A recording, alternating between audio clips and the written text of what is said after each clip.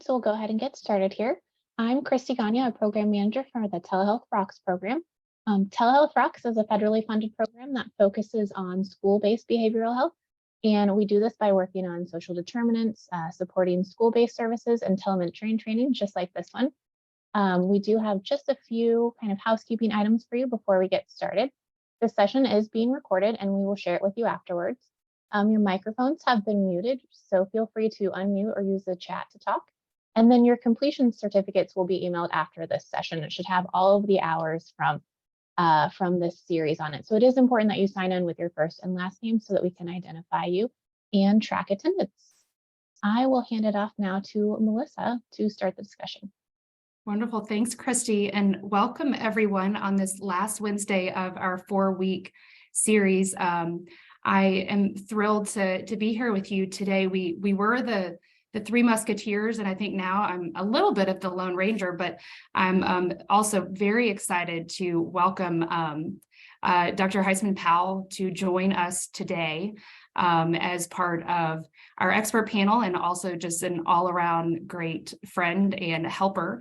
And so with that, Linda, do you want to unmute and say hello and maybe say who you are and how Yep. we found you?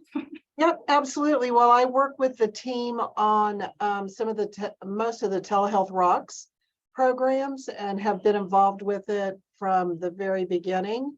I actually met even Dr. Nelson like in 2005, I think, when we were first maybe 2004, when we were first putting together telehealth resources, right? I'm the director of community research over here at the University of Kansas Medical Center. I'm with the Kansas Center for Autism Research and Training, and I have worked for the last 20 odd years on evidence-based practices and training programs for children and families. And I'm a PhD and a BCBA, if anybody knows what that is. Fantastic. That's me. Thank you so much, Linda. I appreciate it.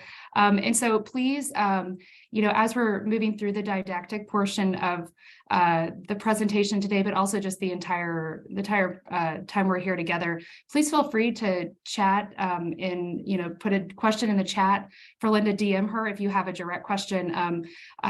Linda is a wealth of resources in this area, and so excited that she could join. Lenny and Alice also are saying hello from afar, doing what they are doing in terms of their conflicts, but really excited to be here today to wrap up our series here. If we can go to the next slide, Christy.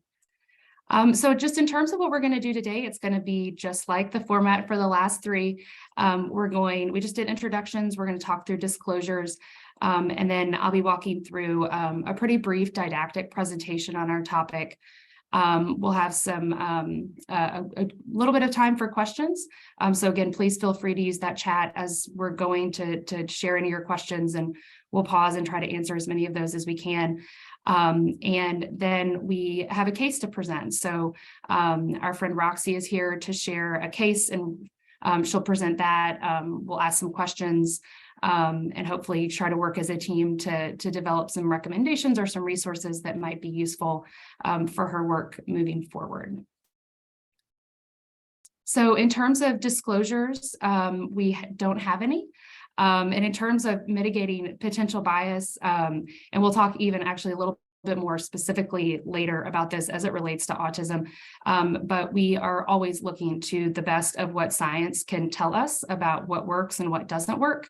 And so that's always what we are going to draw from and refer to in terms of the information that we are sharing. And after the session today, as Christy just said, the slides and the recording are going to be sent to you, and also those certificates of attendance. But right now, and I'll remind you right at the end of the session too, we hope that you will keep this email address for us somewhere safe, and definitely please reach out about this series, other series, If there are things that we've talked about that almost made sense, but not quite, please let us know. We love having conversations about how we can make this useful. So please continue to consider us friends moving forward after today, and reach out and ask for help. If we can't help, a lot of times we know someone who can. So please stay in touch after we're done here today.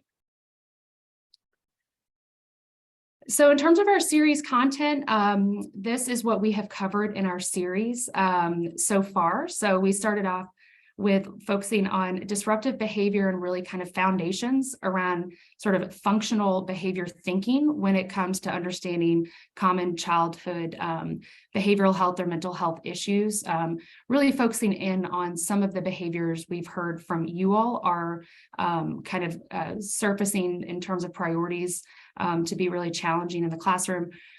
We spent that next week talking about anxiety and depression. So what it looks like from a behavioral standpoint to think about those internalizing kinds of challenges. Last week, we talked about ADHD and acting out behaviors. So kind of more on the externalizing end. And then today we're going to be wrapping up talking about autism and social engagement. And so we'll kind of revisit this kind of at the end again, but just wanted to sort of highlight and put sparkles around this idea that we have, I think, come back to again and again, which is even when we are talking about a specific disorder or a specific diagnosis or a specific child, that we are always trying to link what we're doing back to universal strategies that can be good for all kids in all classrooms, and really thinking about what is feasible. And so, for example, when we talk about autism, we're going to talk about sensory issues. And there is a way that we can talk about that is a categorization or a component of a disorder, and also recognizing that we all as humans have sensory issues. And there are things that we need to think about in terms of sensory that exists on a continuum. And so that we want to be thinking about how sensory issues affect all kids and what that means, but then also thinking through what it means for our young friends who have such significant sensory issues that it's really disrupting their ability to function day to day and to benefit from a free and public education. So just wanted to make a plug there for kind of that broader sort of multi-tier public health approach, even when we're talking about very specific diagnoses and disorders. Okay, so wanted to start off just by talking very specifically around autism and the criteria for diagnosis with autism. I feel like not as much now, but certainly over the last 2 decades, the last decade, there's been a lot more conversation about autism. The words that are associated with diagnostics and treatment around autism spectrum disorder are used a lot more commonly.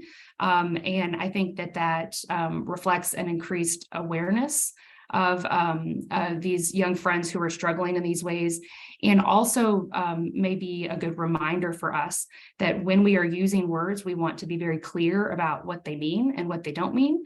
And so again, that a lot of this language is sometimes seeping over into different pieces. And so just wanted to quickly kind of clarify this in terms of diagnostics. So an autism diagnosis, deficits in social communication in all 3 of these areas, excuse me. So one is social reciprocity. So this is really the back and forth. So starting interactions, maintaining them,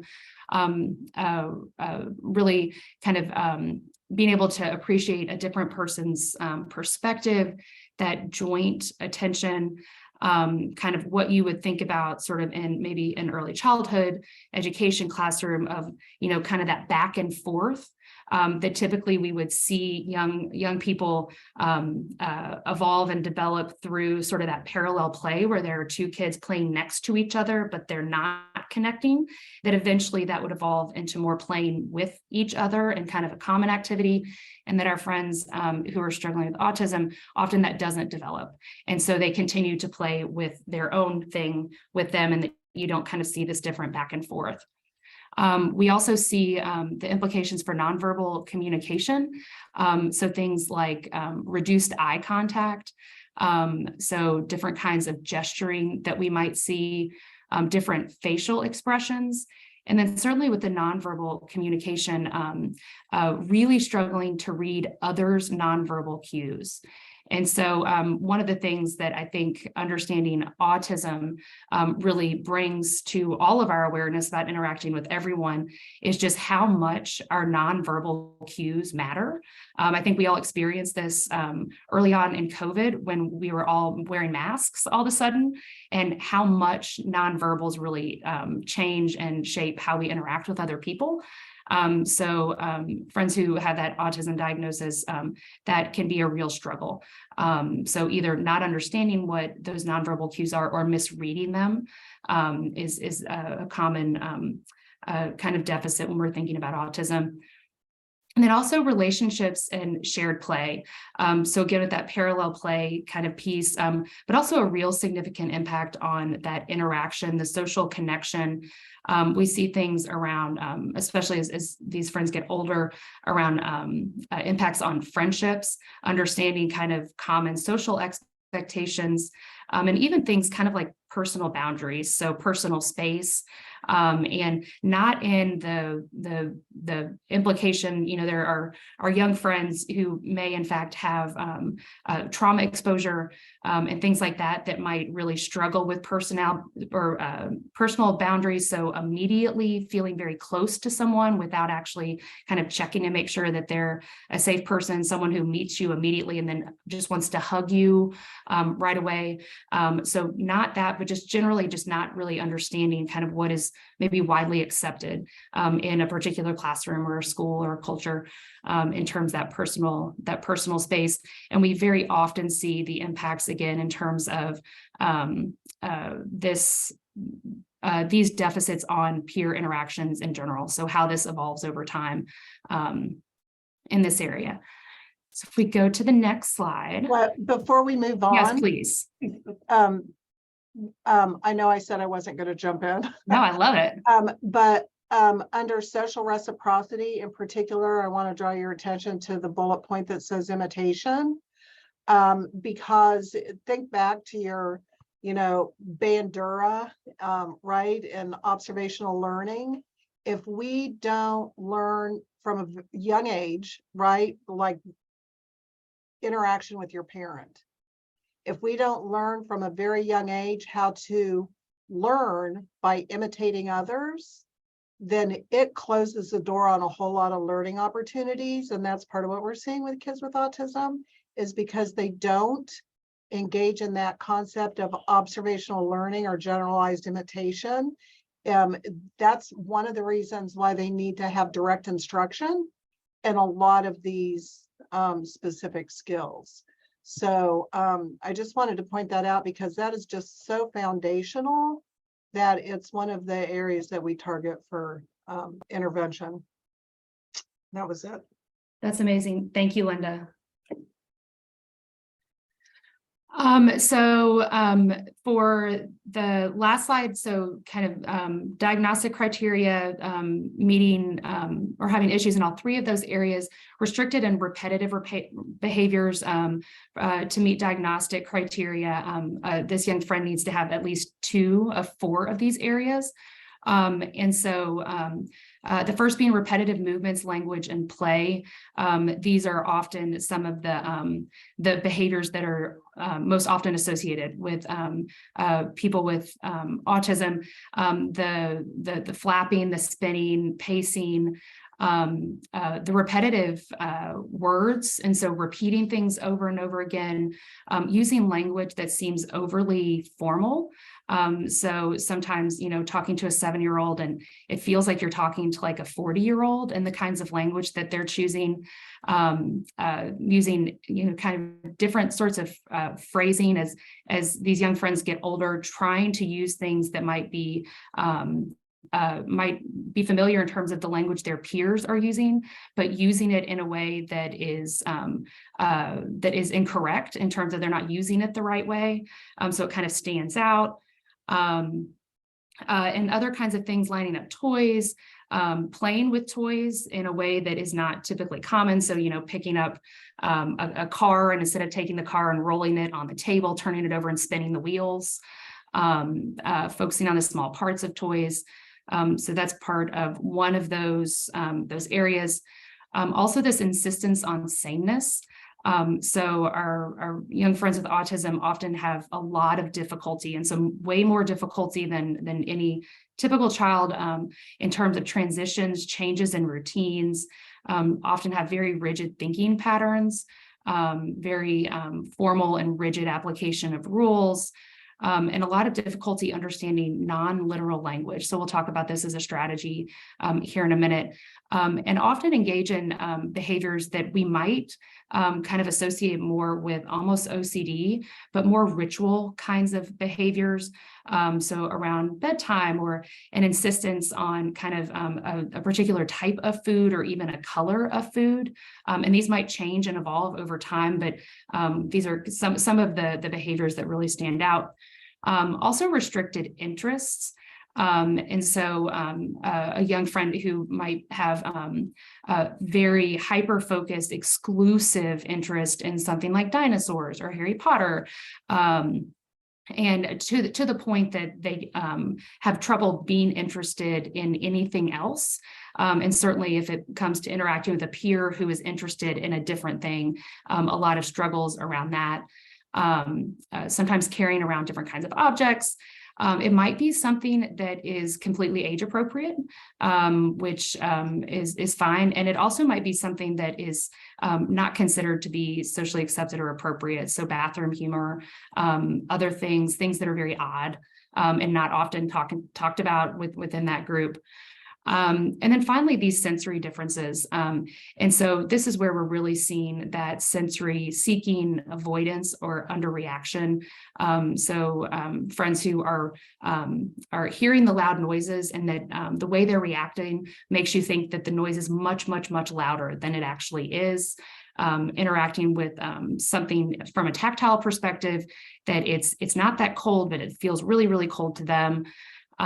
So touch, sensitive to lights, noises, smells, doing things in terms of the oral piece of it. So wanting to lick things, put them in their mouth, feel what it feels like in their mouth, things that typically we are not putting in our mouths, licking on walls. And then also just visually really inspecting and trying to understand that. So again, for the autism diagnosis, a young friend needs to meet at least, or have behaviors meeting at least 2 of these 4 areas. So if we go on to our next slide, Christy. So autism and sensory differences. So when we think about sensory differences, and I spoke to this already, just a reminder that it's very common for a lot of us to have different kinds of sensory issues. Many of us are very sensitive to certain kinds of smells or lights. And I think as we get older, or at least I have, and I'll use my I voice, I recognize my own sensory issues more as I get older, that it's just really hard to tolerate XYZ.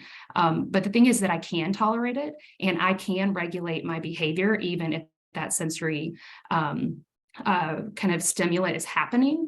And that's part of what we're talking about, is kind of where that line is for kind of all of us versus folks who might have autism or be on the spectrum. These sensory differences are more common in young children.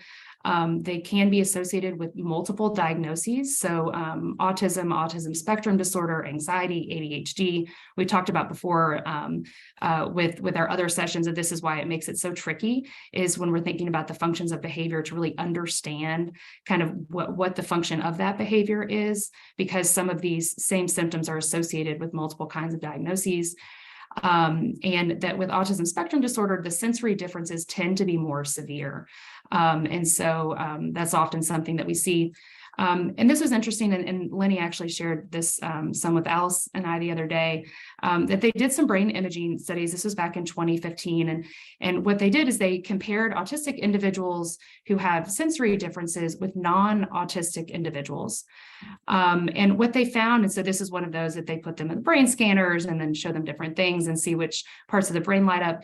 And what they found is that across the board, all of the folks had similar brain responses to that aversive sensory input. So a loud noise. So this is, there's a loud, sudden noise. Most of us will have a startle response, right? So most of us are going to respond in that way. But what they found is that the autistic individuals don't habituate with repeated exposure, which means that over time, they don't get used to it. They don't develop coping strategies. And so what that is really suggesting is that this is not an issue of exposure. And we talked a little bit about exposure when we talked through anxiety. So repeated exposure is not going to help. What helps is coping strategies, right? To help folks be more effective, and also just being very realistic. So if we're in a place with really loud noises, headphones, covering ears, wearing a hoodie, learning to ask for breaks. And so I think that's one important thing to point out in terms of a clear distinction between thinking about autism versus anxiety, that we need to appreciate that there are situations where repeated exposure is not going to help, that really what we need to do is think about kind of creating a barrier or a buffer between that individual and that sensory kind of issue. We go to our next slide, Christy. So just some associated features. Like we said before, there's a lot of overlap between many diagnoses that are often diagnosed first in childhood. So anxiety, about 40% in terms of comorbidity. Depression, it varies somewhere between 1 and 30%. ADHD, 30+%. Seizures occur in about 1 in 4 young people who have these diagnoses of autism. Very common picky eating, constipation. So, often when we're looking at food restriction, then what that ends up doing to our entire GI system. And then also sometimes the ritualistic and rigidity in terms of bathroom behavior and things like that can have all sorts of implications physiologically for these friends, sleeping problems, and of course, meltdowns and tantrums. And so when we think about sort of meltdowns and tantrums, this again is something that's pretty common across a lot of different types of diagnoses. It's also something that's common and is normative depending on the age. 53% of children and adolescents with ASD have aggression. So that means that half don't. And I think that that's an important thing to note, is that it's not that all young people with autism do XYZ, but some do. And what we know is that aggression and ASD is associated with sleep problems, self-injury, sensory differences, and younger age. So kind of some associated features there. We can go to the next slide, Christy. So wanted briefly and quickly to just kind of talk at a broader level about evidence-based practices and effective practices when we start thinking about working with young people with autism. And I would also expand that to young people who we think might have autism or have pretty significant sensory issues. So the good news is that there is a large and constantly growing evidence base that has good research around what works, what doesn't work, and what we're not really sure works. So at the beginning of every one of these sessions, we always have the mitigating bias piece, where we say that statement that we are always trying to rely on the best of what science and research can offer.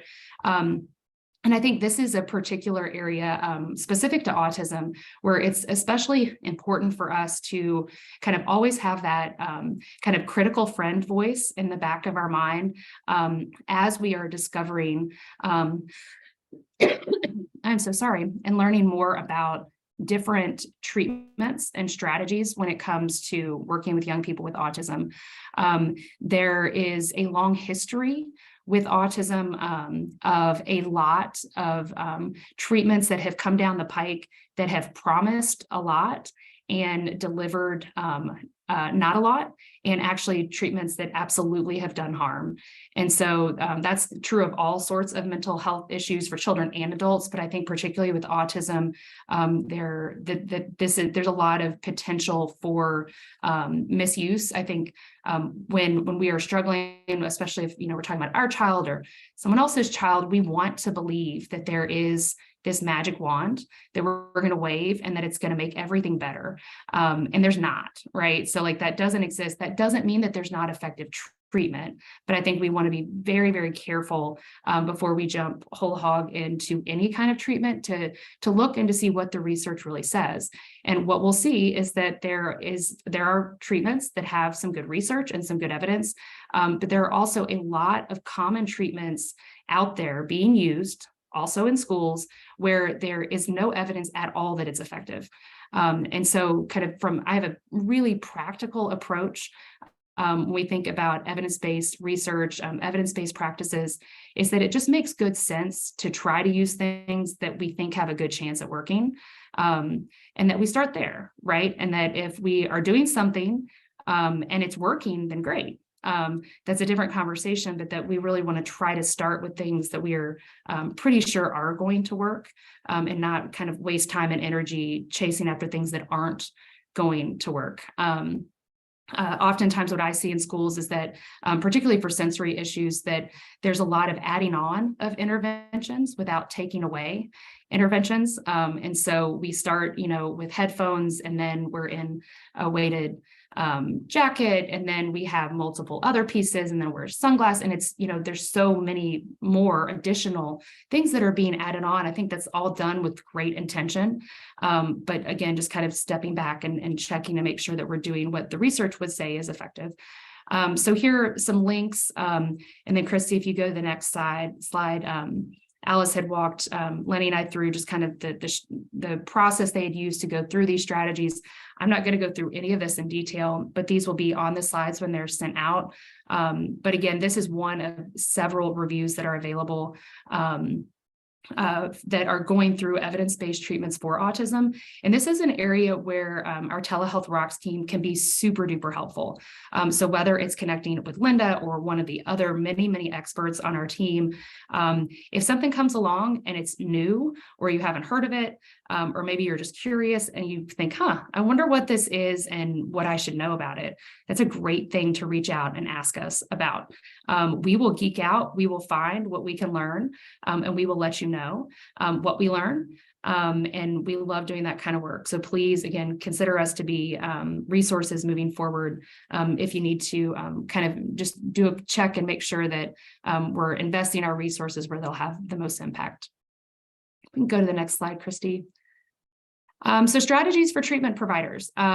So communication, avoiding use of figurative, non-literal language. I think checking for understanding when working with anybody is a great strategy, but also especially early on when we're working with young people who we know are going to struggle with any kind of flowery, vague language, is to say something and then check for understanding to make sure it got through, and to really try to keep it plain and concrete and simple as much as possible. Using clear, direct commands. So giving directions instead of asking questions. My kids give me feedback around this all the time because it's something that their teachers tell us not to do, is instead of saying, will you go ahead and put your, dishes in the dishwasher?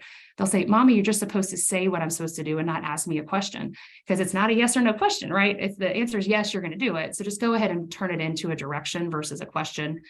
Thinking about these alternate forms of communication and using gestures and combinations with words. Go to the next one, Christy. Other strategies for treatment providers, really thinking about how to build on routines and transitions. We've talked a lot about consistent and predictable environments and how that is good for everyone and across the board. And when we are thinking about our young friends with autism or kind of different with different sensory issues, we want to think about that consistent and predictable environment and take it up like 100 notches. So this is when we have that consistent and predictable environment and trying to anticipate as much as we can disruptions. So things like fire drills. And other kinds of pieces. If a teacher is going to be gone, this is something that can be, needs to be done proactively, but can save a lot of time and effort, is trying to put a plan in place, giving a heads up to students that things are going to change, because some of these friends are very, very, very focused on the consistent routine.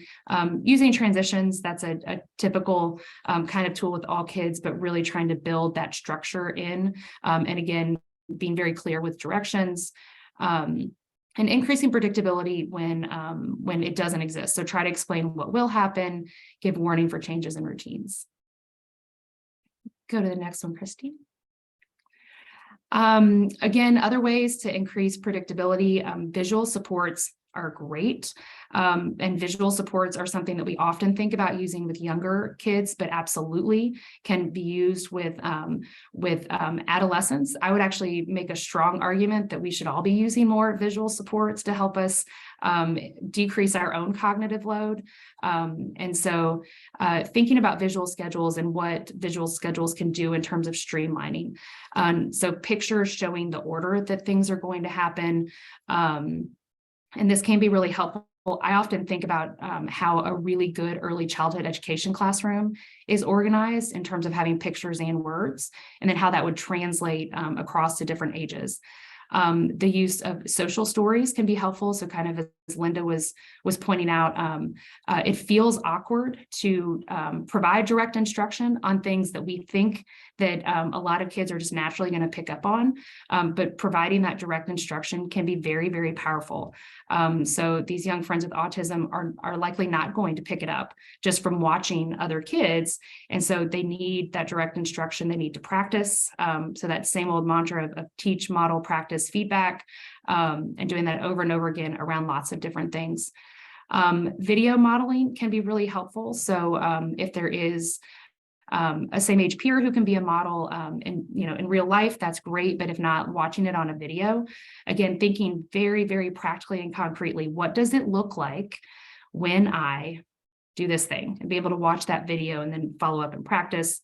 And then again, trying to repeat practice as much as possible.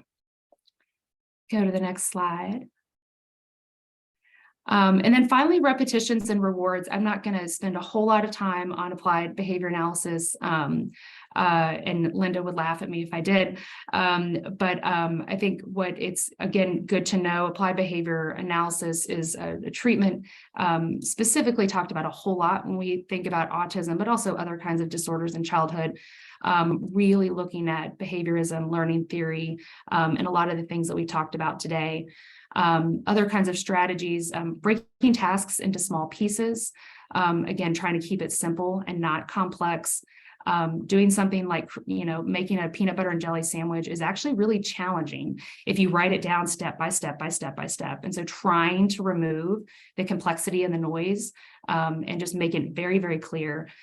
Teaching one step at a time, and using a lot of frequent and meaningful rewards. And so with that, I would also add that working with young friends with autism has absolutely been some of the most fun I've had in my clinical career. It's so much fun, and so hard and so challenging, but also really creative, which I think is a really lovely thing to bring to that conversation, especially when working with young people that have such challenging behaviors. Is that is a real upside, is having that creativity and really seeing that impact oftentimes in the short term. And if we go to the next slide, Christy. Incorporating interests and strengths into treatment. So it's right here. So thinking about using that creativity in all kinds of different ways. So the example here is, instead of practicing deep breaths, talking about Darth Vader breathing or Jigglypuff breathing, or whatever that friend is into, and you'll know. after you talk to them, of kind of what are the things of interest, and then just applying it to those same activities, strategies, practices, involving parents and patients and treatment planning, good for all young people and their families. And then also just thinking that strategies for children without autism are also strategies that work for all kids, or for you think about universal strategies, right? So if it works for young people who have autism, it likely works at some degree for children without autism, being concrete, visual, consistent, and just making it fun.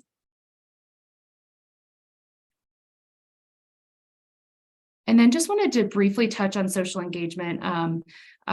So obviously social engagement is something that is connected to autism in a lot of clear ways. Also social engagement is something that we've talked about when it's come to disruptive behaviors, anxiety, depression, and also ADHD and some of the other disruptive disorders.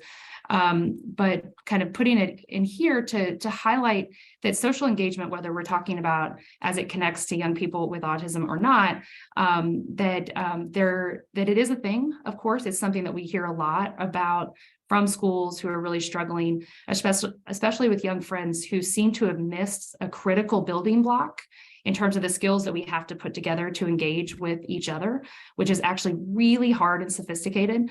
And so especially with COVID and different missed learning opportunities, that it just kind of seems like there's an ingredient that's missing, right? It's your grandma's cookies and they taste almost just right, but something's missing.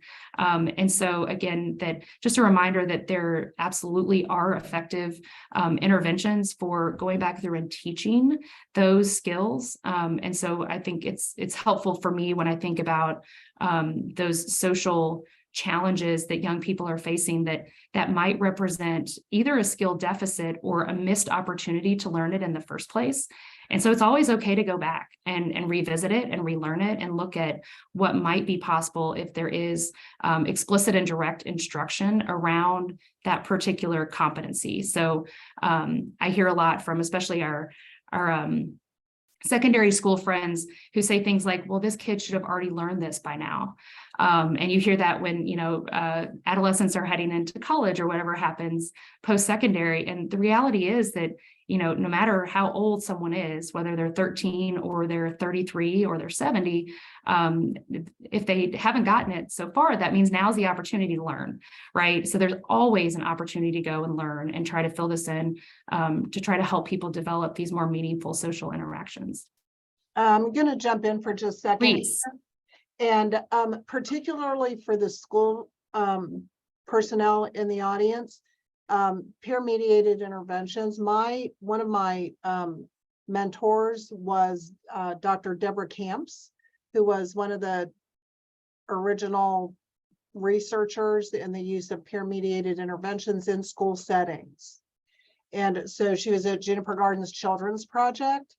And I can tell you that the being able to include peers in the interventions exponentially increases the impact of any kind of intervention that you're going to put in place for your kids. If you can bring their peers in, and it doesn't have to be, when we're talking about peer-mediated interventions or peer-based instruction, it doesn't have to be social group, right? It is good for their peers too, because it teaches peers to tolerate differences. When we're thinking about peer-mediated interventions, it can be in small group instruction, like, for example, reading mastery, right? That's a small group instruction to remediate reading skills in kids. You can incorporate a peer-mediated, like class-wide peer tutoring, right? Any of those things where you can pull the peers in and create small groups. Then our child with that has autism or our young autistic individual is going to be much more likely to now generalize those skills into other settings, right? So you cannot underestimate the impact of being able to incorporate peer-mediated interventions or peer-based instruction and interventions in your setting. If you ever have any questions about this, I have all kinds of information that Deb is has handed off and she's willing to give out for free. Thank you so much, Linda. And I love that you provided some examples of kind of things that are already perhaps underway in a school context where this doesn't have to be a standalone intervention, but it can be incorporated. And so I've seen a lot of, or many schools do this really well with like a lunch bunch, you know, and these are ongoing kinds of things that are happening anyways, but then just incorporating the young friend with autism and kind of being more purposeful and focusing on the skill development piece. So I love that. Thank you so much. Thanks. And I'll just say one more thing about it. Sorry. Everything that we're doing here is social behavior, right? So even though we're in a learning environment, we're all engaged in social behavior because we're following the rules that were set out at the beginning of this engagement. Everybody's maintained that I can see that's got their cameras on. They're all maintaining eye contact with you, right? Even though we're on Zoom, it's social behavior. It doesn't have to be in the context of play. So social behavior is anything we do in a social community. So. I appreciate that, Linda. There was something that was particularly deep about that I'm not sure that I understand right now, but I'm going to think about it later and ask you more. Chrissy, can we go to the next slide? I think there's just maybe one or two more. Okay. So let's pause for a second and see if there are any questions. I don't know if there have been any questions in the chat. Chrissy, thanks for sharing resources.